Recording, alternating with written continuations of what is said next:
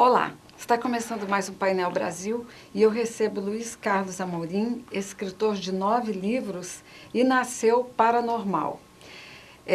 São várias histórias, tenho certeza que vocês vão adorar essa entrevista, porque ela traz algo de novo. Pelo menos para mim me surpreendeu bastante. E para começar, eu quero te cumprimentar e agradecer a sua presença aqui. Muito obrigado, eu também estou muito feliz depois de um jejum de muitos anos fora da mídia. Uhum. Eu estou voltando agora. Que legal, que bom que seja aqui conosco. Amém.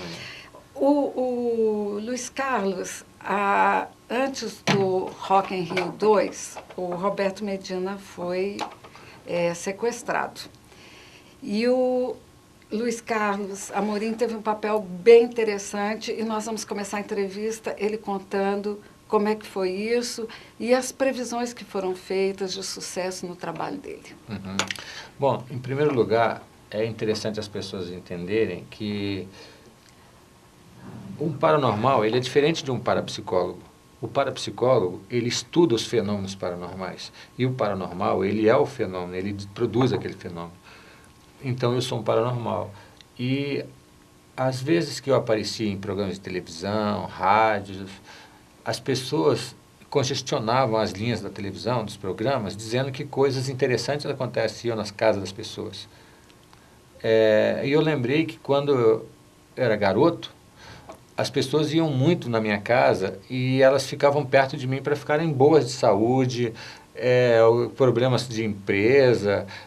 Era complicado porque até o meu pai, eu estava com 15 anos na 5ª série. Uhum. Eu não conseguia estudar, era quantidade de gente. Gente que você tinha que atender.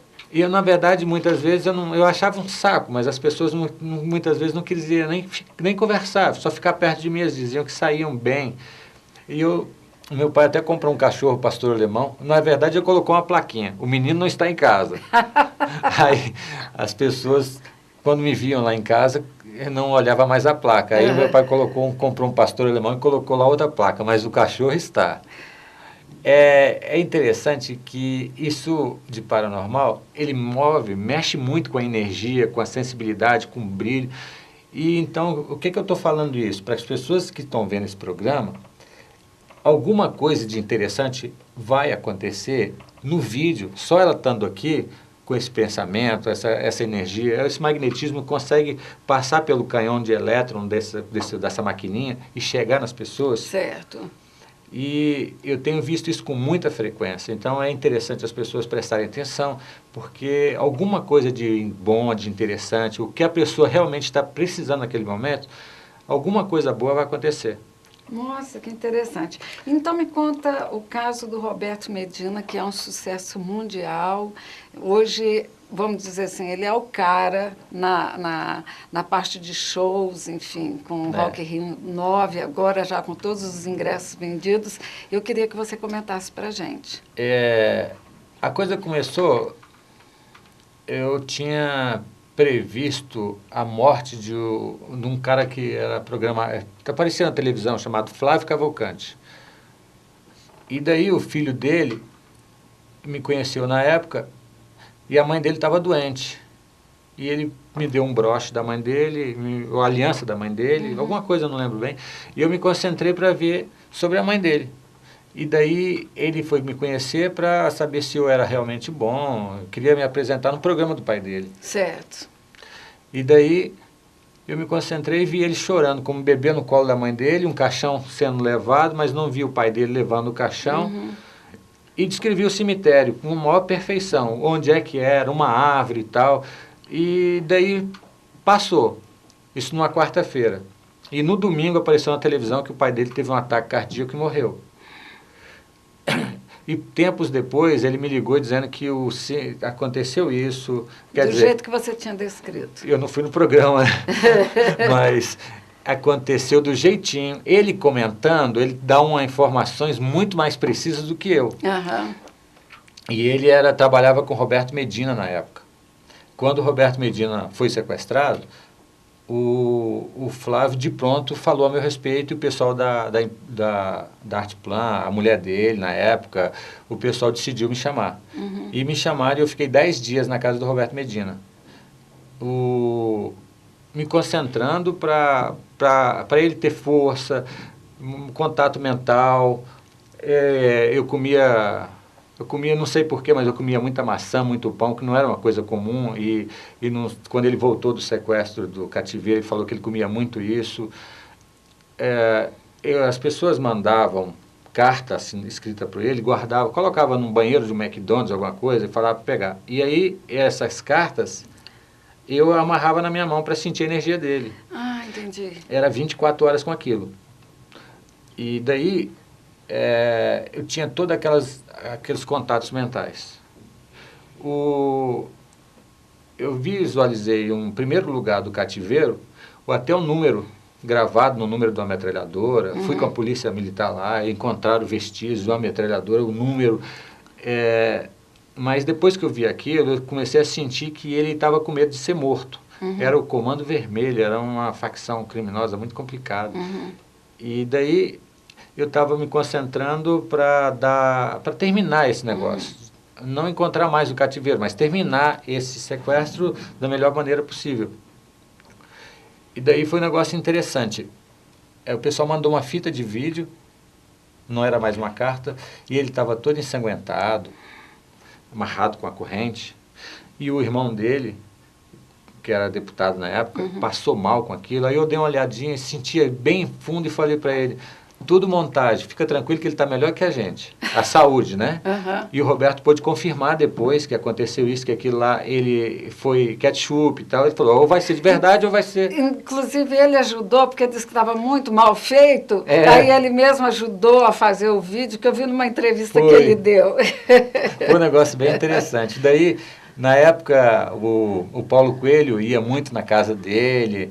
Eu conheci o Paulo Coelho lá. E várias outras pessoas, então a Maitê Proença também, ele é artista, gente do show business, né?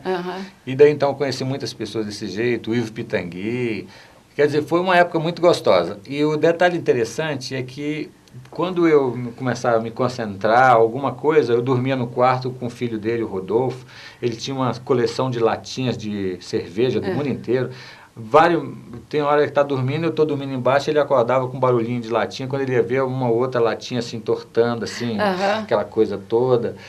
E quando a gente ia almoçar lá, era muitas pessoas, um ou outro, quando ia almoçar e aconteceu alguma coisa, a comida que era para estar quente estava gelada, a outra comida estava fria ou quente. Uma confusão. E eu estava achando muito legal. Aí eu fiquei então 10 dias até o Roberto ser solto. Esse foi o detalhe mais interessante. Ele me perguntou sobre o Rock in Rio, eu falei, não, vai ser um sucesso. Ele me passou uma lista de nomes, eu falei, esse não precisa, esse não vai, esse vai.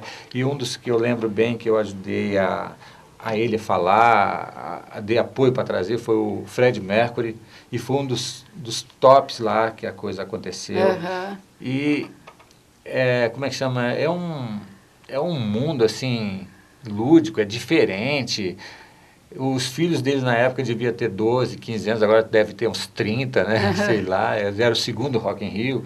Agora nós já estamos no 9º, né? No 9º. E essa exposição na mídia, no meu caso, e como escritor, foi tão grande que eu não tinha celular, colocava o telefone na tomada, tocava imediatamente. Não sei como as pessoas descobriam, mas tocava imediatamente. E aquilo foi me dando um desespero, me lembrando de quando meu pai me protegia. E era muita gente. Aí eu decidi que eu não queria mais escrever livros, não queria mais fazer nada, e eu queria viver uma vida comum. Em 2004. O mais interessante é que eu me escondi numa vida comum, mas eu não consegui um emprego comum, não consegui ter uma vida comum, nada comum. Até o último centavo acabar e mais uns bons meses depois. Aí quando eu tive uma visão, um ser diferente, alguma coisa me pedindo para ir ao Chile, que eu ia ser novamente imantado, era o meu aniversário. E eu fui, passou informações muito interessantes do novo livro que eu estou escrevendo, que chama Invisível para o Mal. E aí eu estou voltando na mídia de novo, estou voltando a fazer o que eu sempre fiz.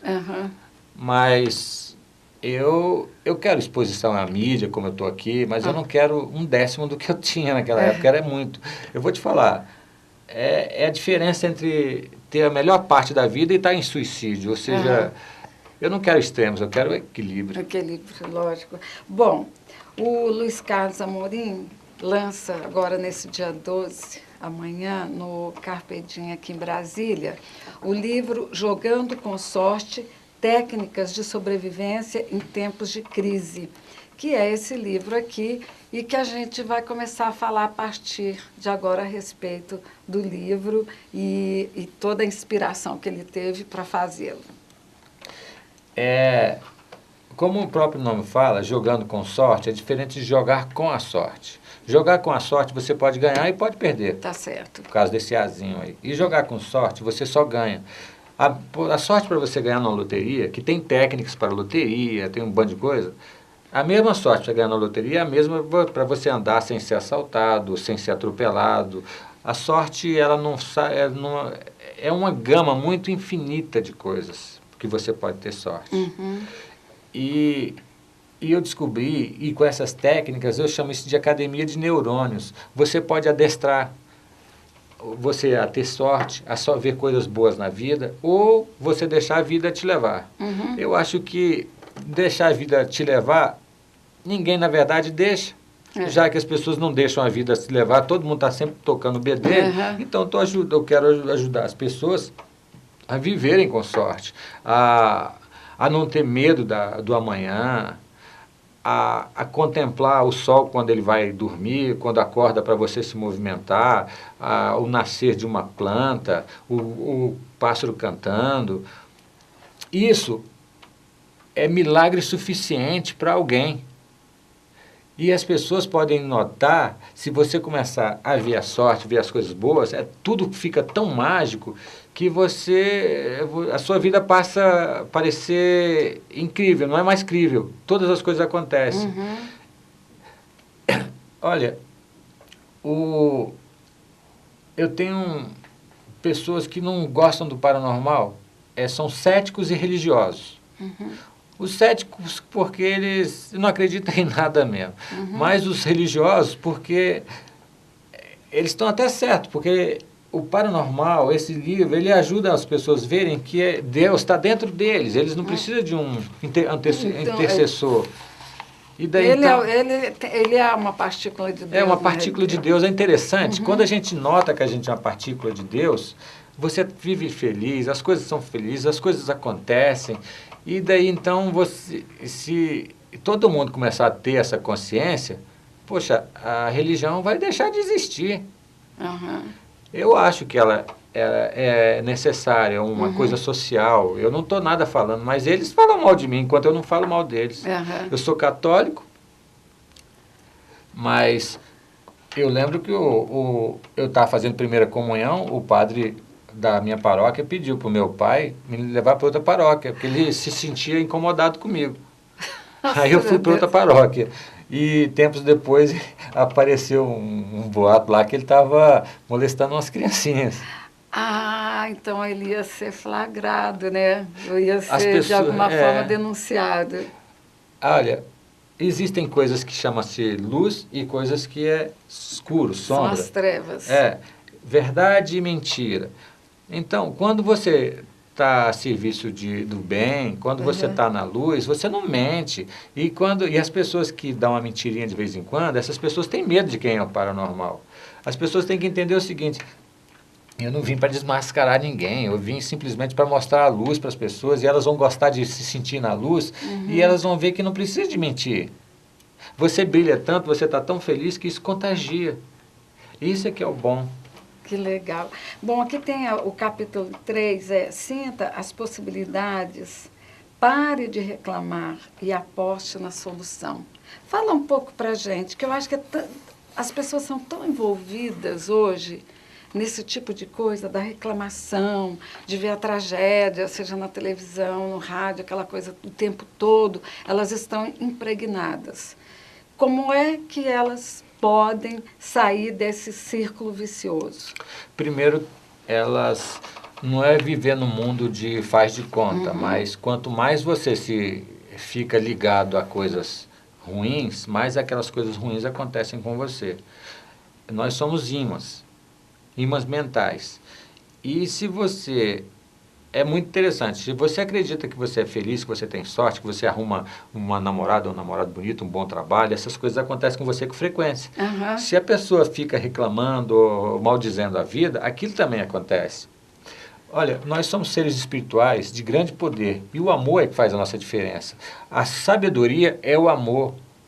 Quando você tem ódio, tem inveja de alguém, aquele troço parece que as pessoas são espelhos, elas voltam para você, aquelas energias ruins. Olha, é muito importante você arriscar coisas grandiosas para alcançar triunfo e glória. O livro mostra que você pode alcançar triunfo e glória ao invés de você formar fila com os pobres de espírito que vivem numa penumbra cinzenta, que fala, eu não conheço só coisa boa, mas também não conheço coisa ruim. Eu não tenho sorte, mas também não tenho fracasso. Eu acho que as pessoas, quando elas são generosas, caridosas com frequência, você pode apostar que é por culpa. Quando alguém ajuda muito gente, todo mundo, toda hora está ajudando, essas pessoas estão fazendo isso por culpa. Porque o próprio livro, as técnicas mostram que você pode ser generoso, mas não com frequência. Não por culpa. Você não precisa ter culpa de nada. Apenas viver, não viver em função de nada. Enfim. Porque, na realidade, a pessoa tem que viver o aqui e agora. É esse que vale. Eu não sei qual vai ser o minuto seguinte. Quer dizer, se eu viver bem esse instante, pronto, é o que eu tenho. Olha, a vida, tudo que acontece é psicológico, tá? Claro que menos a morte. Quando você morre, pode ter certeza. Não tem volta, não, né? não tem. Mas tudo é psicológico. Tudo. A sua vida está do jeito que está, porque é você que está fazendo assim. Nossa vida é feita de 9 décimos de percepção e apenas 1 décimo de realidade. Ou seja, a sua vida é o que você percebe. Eu tenho notado isso na minha própria família. Meu pai faleceu há alguns anos e a minha mãe, ela ficou com... Parece que é Alzheimer, essa coisa que... E aí, o que acontece? A minha mãe, quando era saudável, ela era doente. Agora que a minha mãe é doente, ela é saudável. Olha que maluquice. Eu vou explicar. É muito interessante. A minha mãe tinha problema de coração, como é que chama? Pressão alta. Pressão alta. Muito forte. Alguma vez ou outra, já vi a presença sair nariz, sangue. Um tal de Holter, ela usava de vez em quando, uma maquininha. Ela não conseguia andar 100 metros, doía as pernas e tudo. Eu andava com ela. Eu não andava a metade de uma quadra. A minha mãe, tinha hora que ela estava feliz, tinha hora que estava alegre e tal, ela não saía de casa. Olha, hoje a minha mãe, se eu colocar minha mãe para andar, eu não consigo acompanhar o tanto. A minha mãe não toma remédio. Uhum. Não toma remédio, não está tomando remédio para nada. Uhum. Ela anda, se eu falar assim, mãe, vamos andar 10 quilômetros, ela anda 20, eu não consigo. Uhum. Eu já andei, já voltei para casa mancando, e ela não quer andar. Ela não tem mais problema de coração, ela não tem tristeza, ela está sempre feliz, sempre uma menininha, ela sempre gosta de sair, o estômago dela funciona maravilhosamente bem, ela dorme super bem, e ontem ela fez 78 anos de idade, dia 10 de maio, 1933. Eu tenho notado então com a minha mãe, se você é feliz, se você decidir ser feliz, você vai ser. A minha mãe esqueceu, a minha mãe não sabe o que é doença. Ela esqueceu disso. Ela não sabe o meu nome nem o dela, mas ela sabe que eu sou filho dela, ela sabe que eu amo ela, que eu a amo, né? O português aí. Então, pessoal, é muito interessante. A vida, tudo é psicológico. As coisas estão ruins para você. Deus, quando tem um ditado que eu gosto muito de falar, quando Deus fecha uma porta, ninguém abre, mas também quando Ele abre, ninguém fecha. Presta atenção. Na sua vida, na minha, na nossa, dela, de todo mundo, Deus é o juiz, e é Ele quem decide quem vence ou perde, não o seu adversário, o meu adversário, porque esse adversário não existe, é apenas uma voz que destoa da verdade. Então, se é Deus quem decide, Deus está te dando maior coisa, ou provações, é só para ver você se sentir melhor. E se você começar a agradecer e ver beleza nas coisas, você só vai ver beleza. Fé é mesmo vendo preto, acreditar que é branco. Realmente você vai ver branco. É, com certeza. Bom, Luiz Carlos, nosso tempo está terminando, mas o Luiz Carlos vai lançar o livro amanhã, que horas? A partir das 19h30, 7h30 da noite. Uhum. E tem uma parte super interessante, que são os números e os anos de sorte que você vai ter a oportunidade de ver nesse livro. Nós não vamos comentar sobre esse assunto e vamos deixar para que as pessoas possam lá conversar com você pessoalmente, que é muito interessante. Sabe, esse é o momento de perda e ganho. É uma intuição que eu tive. Eu uso alguns números, mas não conheço nada sobre numerologia. Esse número não tem nada a ver com numerologia. O detalhe é que eu faço uma somazinha simples e aí mostra como é que é seu momento de perda e ganho. E o que você deve fazer para você suplantar aquele momento de perda e ganhar. Só para terminar aqui, o ano passado, a amiga de um amigo meu, ela estava no momento de perda de relacionamento. E daí ela arrumou um namorado, engravidou, e aí ela não quis, o cara também não quis, e acabou tendo consequências graves. Se ela tivesse esse livro, ela saberia que o momento de perda dela seria no relacionamento, e tem o que fazer para melhorar. Então ela tem coisas que você pode evitar. Então, eu poderia falar 1000 coisas, passar horas aqui, e a pessoa fala, não acredito nele. Você não tem que acreditar com sua racional, pelo que a gente está falando, é o sentimento. O sentimento é que manda. E se todos nós, existem mais coisas, antes de terminar, presta atenção nisso, existem mais coisas no universo que nos unem do que nos separam. Isso é a verdade.